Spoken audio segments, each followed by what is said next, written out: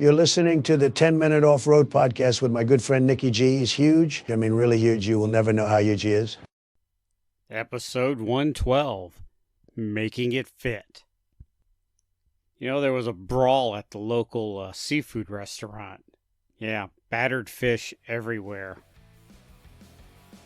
Hello and welcome to the 10-Minute Off-Road Podcast. I'm your host, Nicky G. I'm here to inform and delight and entertain your ear holes with all things off-road for the next 10 minutes or so. Why 10 minutes? That's about how long I have until my boxers are dry. Don't ask how they got wet. This is a portion of the show where I like to go over the legal mumbo-jumbo boilerplate stuff, but I don't have to because I have AI interns. So take it away, my enslaved AI interns. You're listening to the 10-Minute Off-Road Podcast, the podcast for the off-roader with a short attention span. You can follow the 10-Minute Off-Road Podcast on Facebook, Instagram, and YouTube, but never on TikTok. You can listen to the 10-Minute Off-Road Podcast on whatever the hell you're listening to it on now, including Apple Podcast, Amazon Music, Spotify, Odyssey, Podbay, Podchaser, Pocket Cast, iHeartRadio, and on YouTube. Got something to say? We would love to hear from you. Just contact the 10-Minute Off-Road Podcast at 10minuteoffroad@gmail.com. That's 10minuteoffroad@gmail.com. Or leave a comment on our YouTube channel. Thank you, enslaved AI interns. You're worth every penny. Boy, ain't technology great. Pretty soon I won't even be talking on this thing. All right, so let's get down to the nitty-gritty today. Working on my TJ, getting it ready for the spring coming up. And I just came to a realization that it's tiny. I'm talking the TJ is small. Not much cargo space. I have a soft top, which now that I have a soft top, I always wanted a soft top. I have the soft top.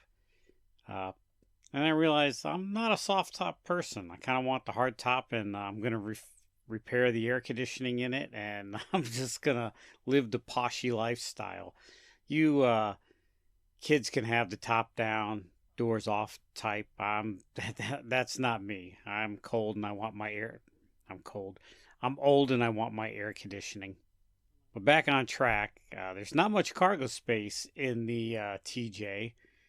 My T4 Gazelle tent does not fit in it, no matter how I try to cram it in there, caddy quarter from windshield to the back. Good thing is that warmer months are coming and I like to camp in a hammock. The TJ is perfect for a hammock camping because it doesn't take up much room. But I've always been a minimalist camper. And then now that I'm getting older, I kind of like some comfort items.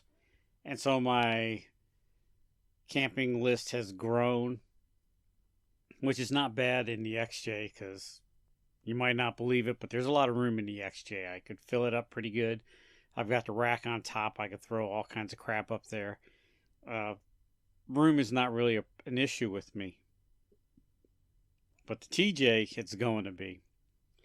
So I'm looking at minimalizing stuff. Some of the things I could reduce. Well, first of all, camping equipment. I don't need as much camping equipment, or can't take as much camping equipment, so I'm just going to have to cut it down to the basics. It's a good thing that I eat anything, because now I don't have to pack food. Now I'm not going to pack food. I can just pack a couple of cans of soup, SpaghettiOs, whatever. I'm just as happy eating oatmeal in the morning as I am eating bacon and eggs, so yeah, I'm just going to go down to the backpacking lifestyle. I'm going to try to camp like a backpacker out of a TJ. That doesn't hold true when I'm going with my crew, because one guy has the fridge and the Blackstone grill, so I don't have to pack that, but I do have to carry some food, so a cooler is going to be in order. But I think I can fit a cooler. My plan is I've got a bunch of milk crates. I'm going to see how many milk crates I could fit in the back of my TJ. And then just figure out, all right, so one milk crate is going to be for recovery gear. One milk crate's going to be for support equipment. and tools and blah, blah, blah, blah, blah, and so on and so on. And then I'm going to find something a little bit more substantial, but a milk crate. But I figured a milk crate will help me visualize how much space I have and what I need to put in it. As far as recovery gear, I carry a lot of recovery gear with me in my XJ. On the TJ, I'm just going to go a couple shackles, a strap, and maybe a snatch block. I don't have a winch on the TJ yet, but that's in the future. Tools, just basic hand tools. I don't have to build a new Jeep while I'm out there. All I got to do is just get it back on the road. So just some basic tools, and definitely going to have to get a 36 millimeter socket, because you never know when you're going to snap an axle or break an axle, and you need that to take the axle nut off. But other than that, tools are going to be basic hand tools. Spare parts. I'm not going to carry a lot of spare parts. I'm just going to carry the normal sensors that go out, and some U-joints. Instead of carrying axles with me, I'm just going to carry some U-joints. It'll take longer to repair on the trail, but with the hay. And what I have in my XJ is I have the axle stub from a two-wheel drive that you put in behind the bearing. So if I ever snap an axle and I can't get back on the road, I could just put the two-wheel drive, I don't know what you'd call it, axle hub, stub, whatever it is, and carry on. And and I might just go to the junkyard and grab another one of those and put it in my box and carry it. I think I'll do that, because it's, I could drive home with two-wheel drive. I'm driving it around, or was driving around last week until I pulled the transfer case out of it. With two-wheel drive, I pulled the front drive shaft off trying to find a vibration problem and found it. It was the rear drive shaft, if you're wondering. My biggest thing I see is my shovel. I don't know how I'm going to carry my shovel.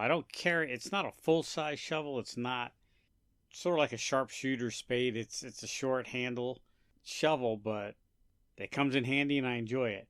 I don't see where I'm going to pack that on the TJ. I might have to go with a foldable, collapsible, entrenching tool type shovel, which is not really suitable for shoveling unless you're in soft, sandy stuff.